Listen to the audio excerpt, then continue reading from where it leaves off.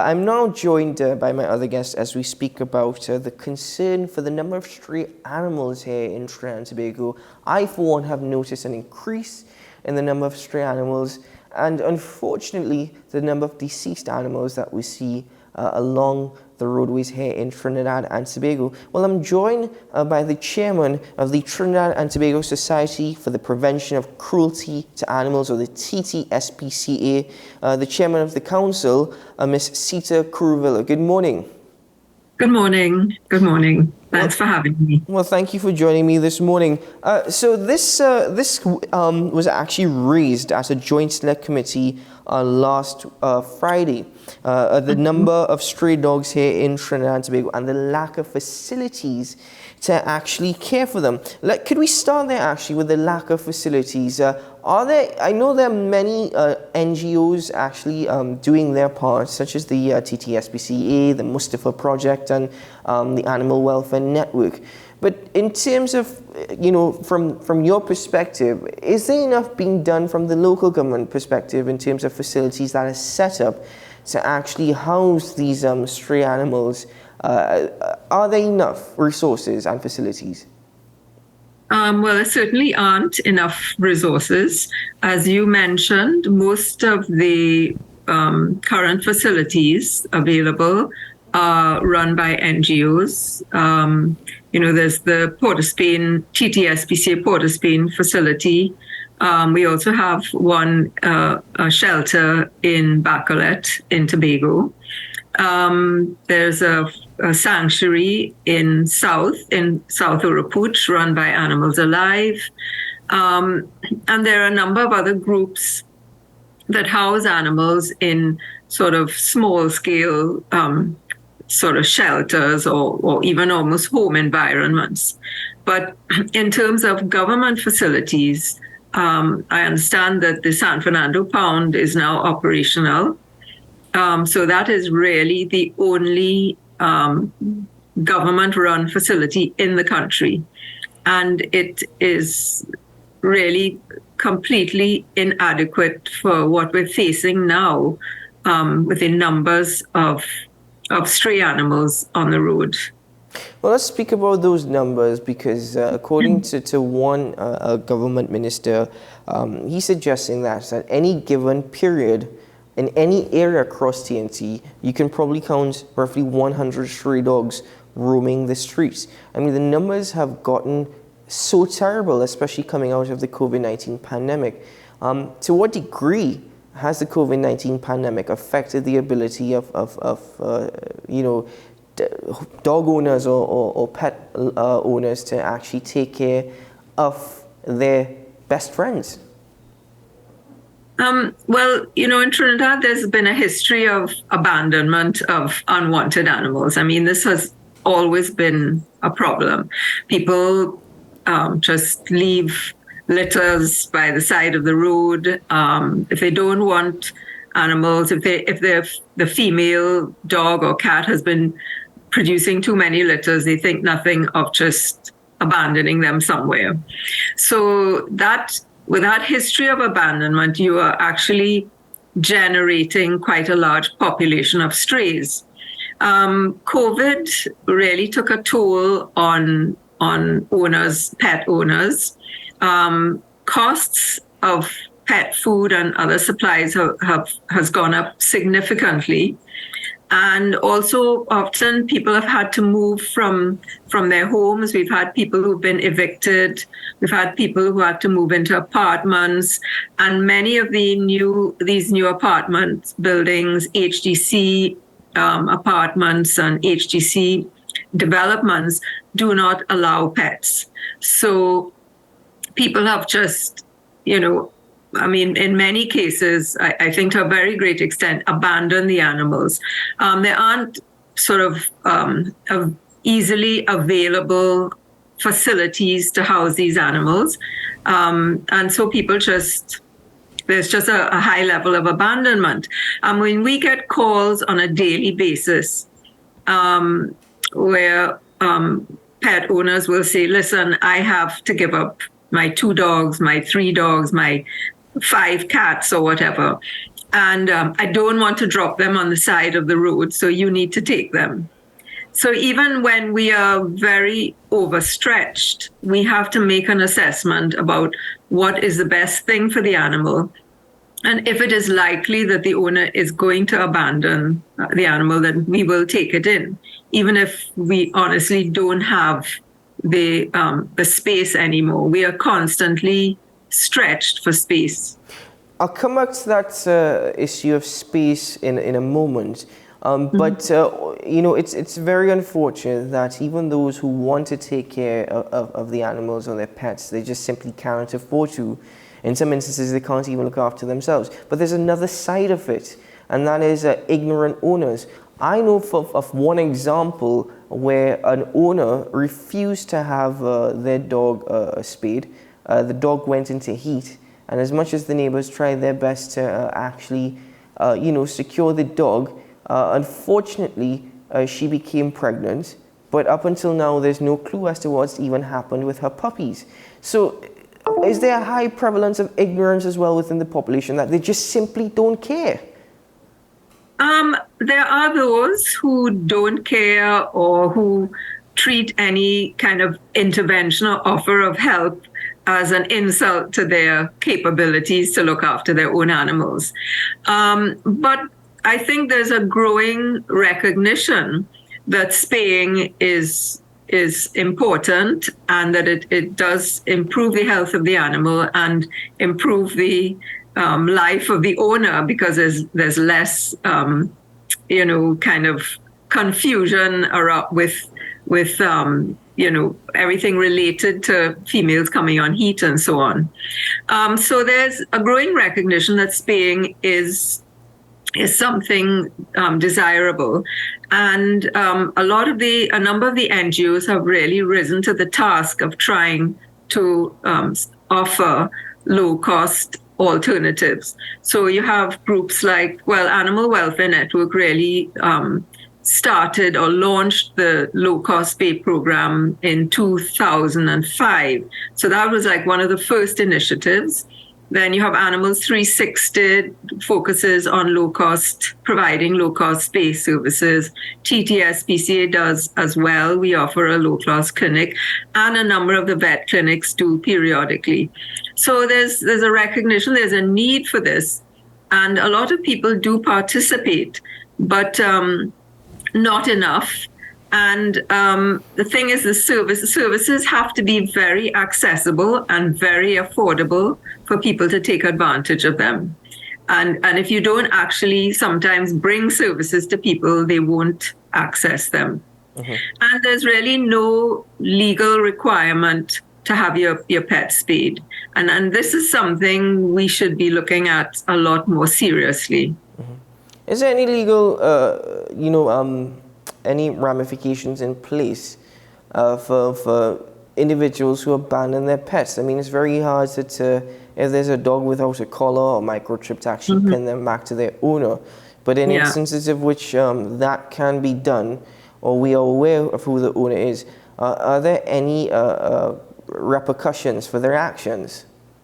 Not the only provision that penalizes abandonment is that in the Dog Control Act, that where there's an abandonment of a Class A dog is an offense.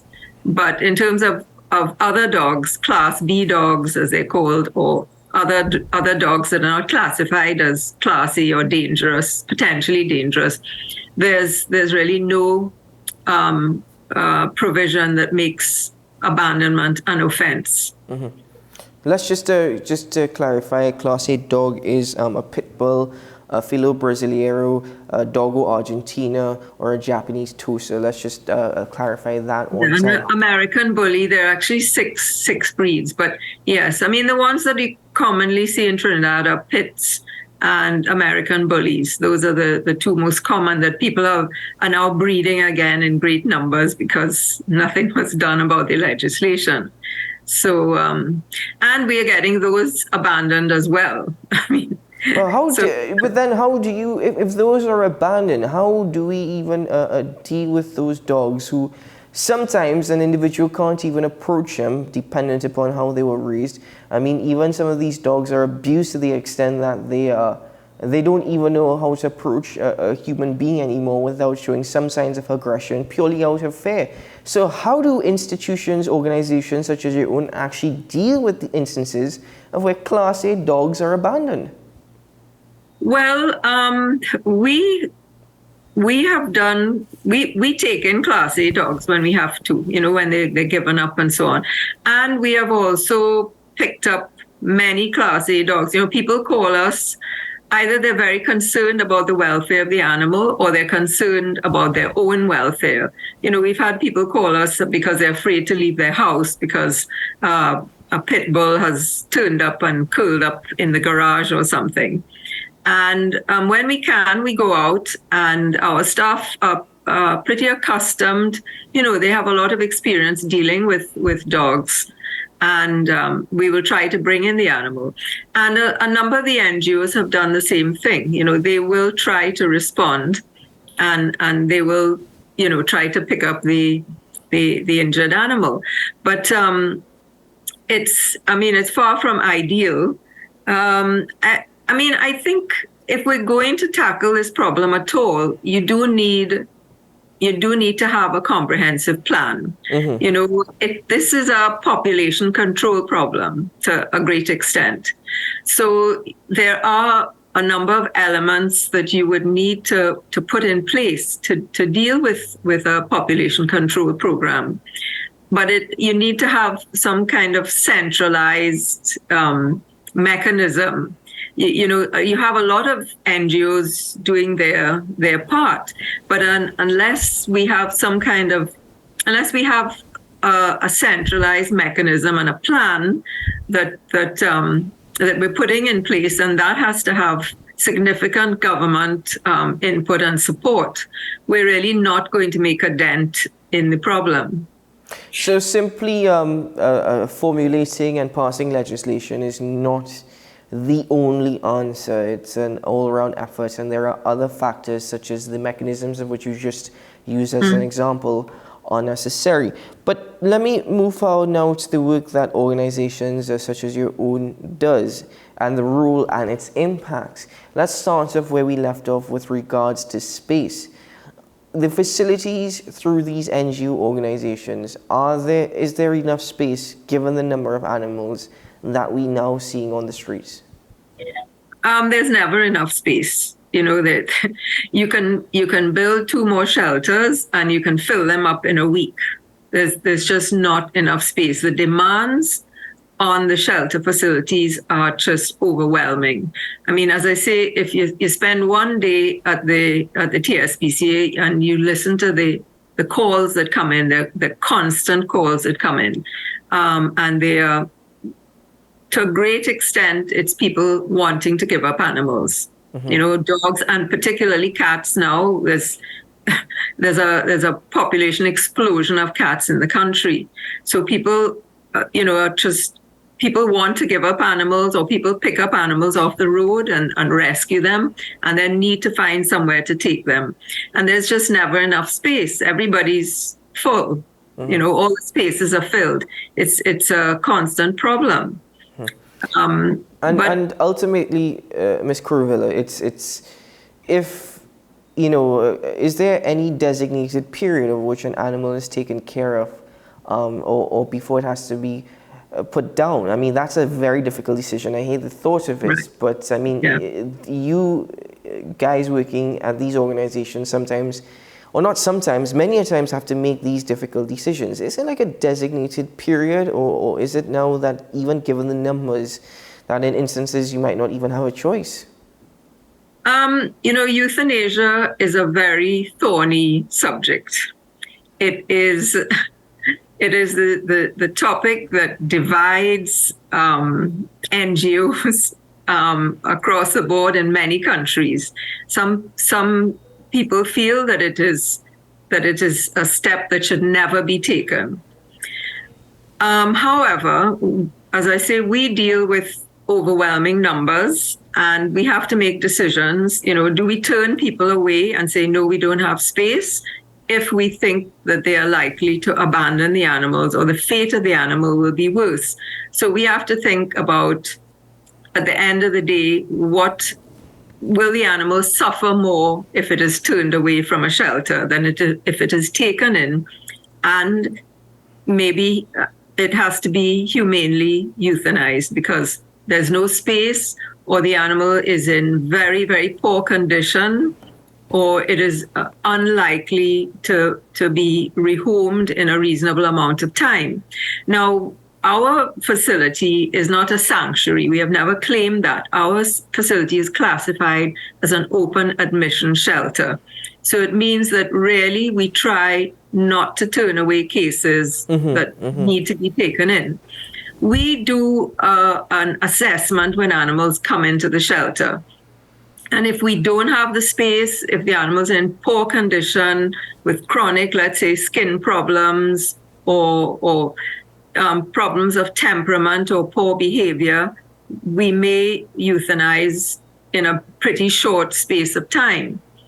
If we think that an animal has potential for rehoming, I mean, we keep them. We invest a lot in the animals that we take in. They're all vaccinated, they're wormed, we treat them for parasites, we spay and neuter them. We spend a lot of time trying to socialize them and make them rehomable. And we have we have dogs that sit in the shelter for 8 months, a year until they get homes, because we really think they have the potential to get a home and we've invested a lot in them.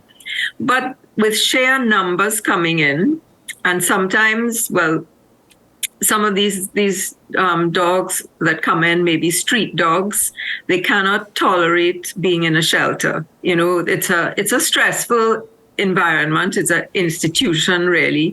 There's a lot of noise. The animals lose control over their own lives that they may have to a greater or less extent on the street. You know, and some thrive. Some dogs thrive in the shelter. They do really well. They, you know, and they settle in and they're fine. Others do not. They retreat into themselves. They become fearful or timid, and then they're very, very hard to rehome.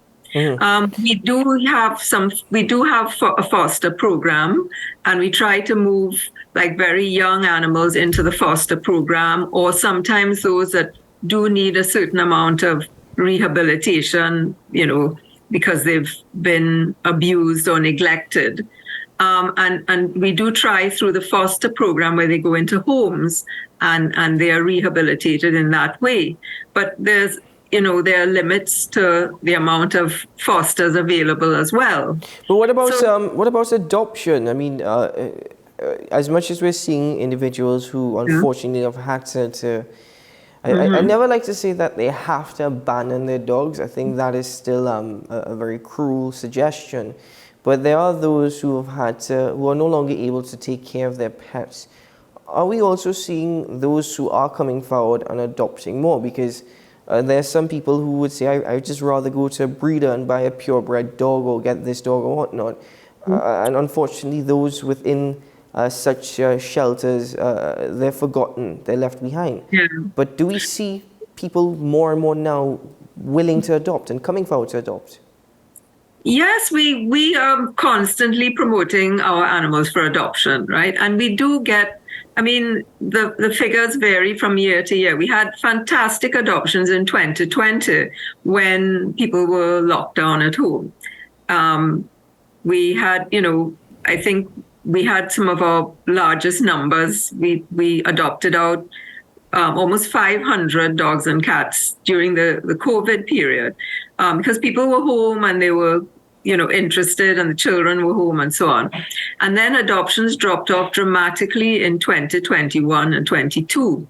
But we have steady adoptions. And what we also try to do with people who call us to give up their animals, we encourage them to promote them on social media. And we do that as well. We promote animals for adoption through Animal Welfare Network.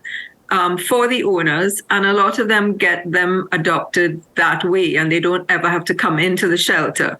But the shelter is constantly promoting adoptions. We partner with dog food producing companies. We have adoption drives.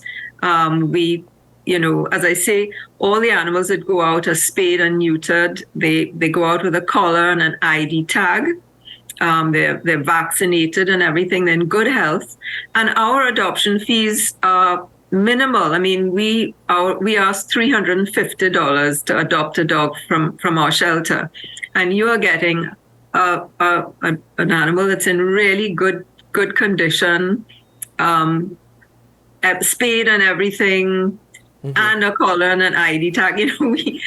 There's not much more we can do. We just keep. Kuruvilla, do you think ultimately, that we would be able to resolve this situation of the number of strays on the streets? Ultimately, do you think, it's no easy task, but could it be done?